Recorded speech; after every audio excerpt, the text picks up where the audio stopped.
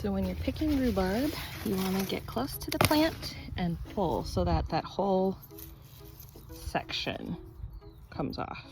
So just grasp and pull. And there you go. We're gonna make a pile right there.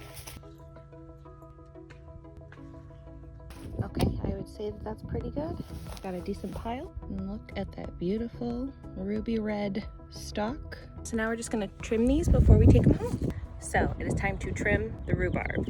You don't eat the leaves. Supposedly they're poisonous and you don't want this. You want this off the plant for the health of the plant itself, but you don't cook with that part. So all I do is I take a knife and cut that and cut that. And then we have a little stalk of rhubarb, and this is what we use to cook and bake with.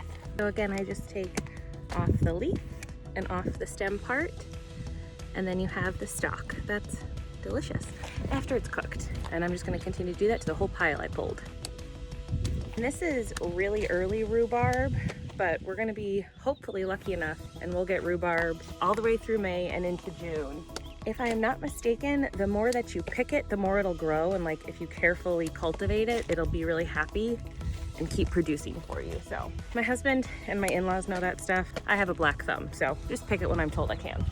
All done. Okay, we got the dog and we got the rhubarb. Time to go home. So we have our rhubarb here that we just picked, and we cut off the leaf and the part where it was attached to the whole plant. So now we're just gonna give these guys a quick rinse under cool water to get the initial debris out, and then we're gonna chop them up.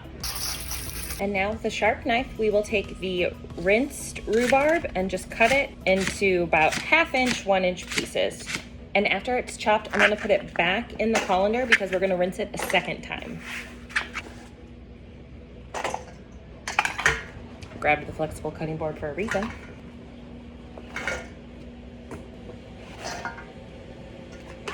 So now all the rhubarb is cut, we're gonna rinse it again.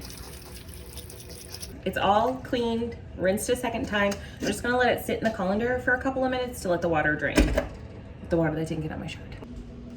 Once the rhubarb has drained a little bit, I'm just going to put it on a rimmed baking sheet lined with a clean towel.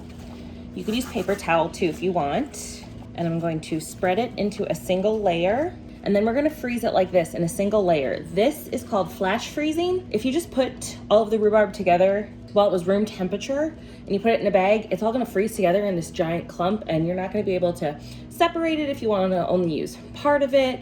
It might become like more mushy, it's gonna break down. So whenever I'm freezing produce, rhubarb, mulberries, cranberries, whatever, I always flash freeze first. So you do an initial freeze until it's relatively frozen solid, like 4 hours, and then you can put it in your freezer safe bag and keep it in the freezer until you're ready to use it. This just goes in the freezer for about 4 hours.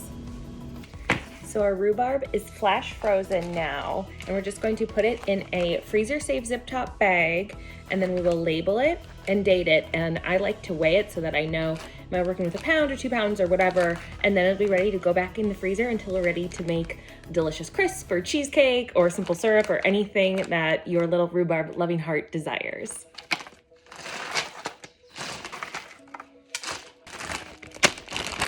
You want to make sure you squeeze out all of the air.